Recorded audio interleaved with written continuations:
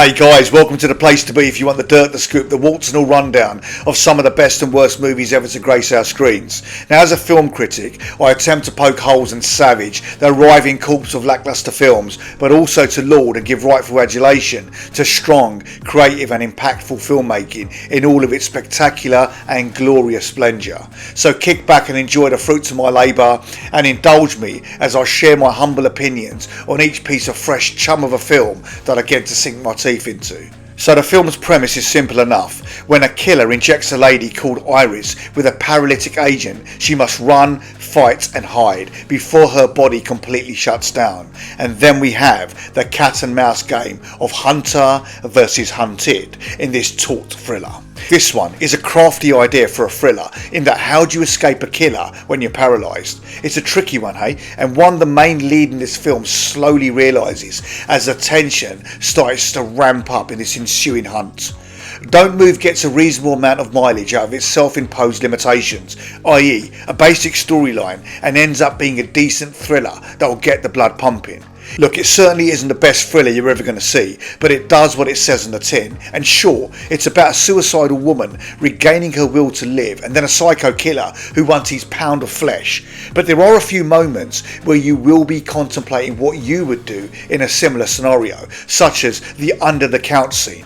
Look, Don't Move does lack finesse, there's no character development. I would say it's quite a basic thriller that doesn't go anywhere other than the basic cat and mouse chase that such films like this one depict. I mean, at times, don't get me wrong, you're going to find yourself not moving. You know why? Because you've fallen asleep from boredom of this film. In saying all that, there are some good performances from Kelsey Aspel and Finn Wittrock that take you on this, at times, edge of the seat thrill ride. I would say a particularly strikingly good performance from Kelsey really was. Turn off your brain for this one, as it is as simplistic as its premise as it is in its delivery, and you might just find it is an enjoyable watch at times, and it's an adequate watch at home escape movie. It's often been said that there is often beauty in simplicity, and that is the ultimate takeaway from this thriller. Don't Move was produced by Sam Raimi, legend, and both directors Brian Netto and Adam Schindler had some fun with the filming. They try and build the tension effectively, but then they let everyone down with the final showdown being a bit of a drip. And like I say, this begins well with some promise, but then it ends really badly. I would say that this is the kind of movie that finds itself writing itself in the corners and then finding ways out with plenty of more or less credible, plausible situations that will grab you. I particularly like the largely wooded setting, and it's interesting especially as it relates to POV shots from Iris, making you feel her helplessness, her vulnerability and her sheer desperation.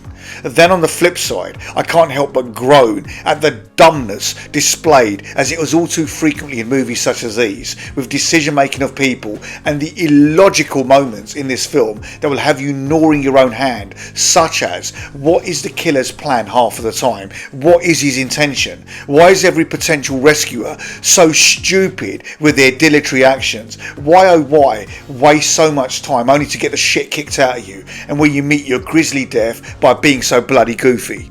So remember, watch this if you really can't be bothered to engage your brain and just fancy something that will keep you entertained for at least 1.5 hours or so.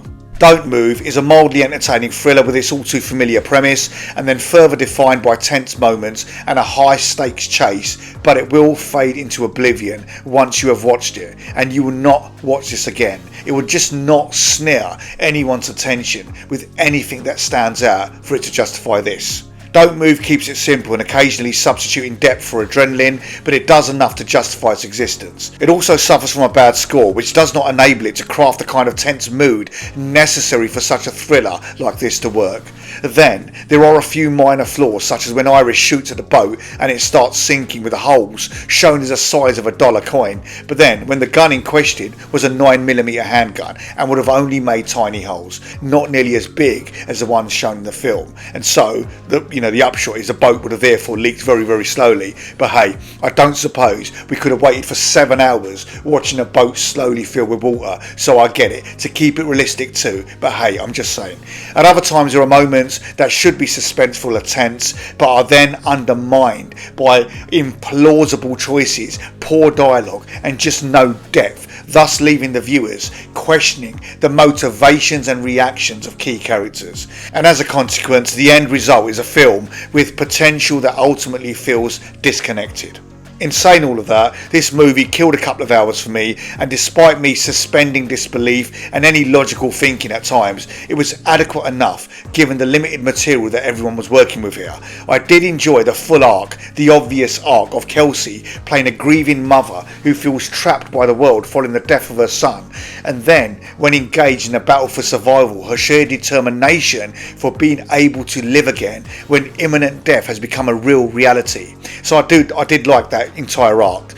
I also enjoyed Finn displaying the good looks and charismatic charm with a devilishly well executed contrast with the darker nature that reveals itself and creates a terrifying character who does well in the fear factor stakes during the movie.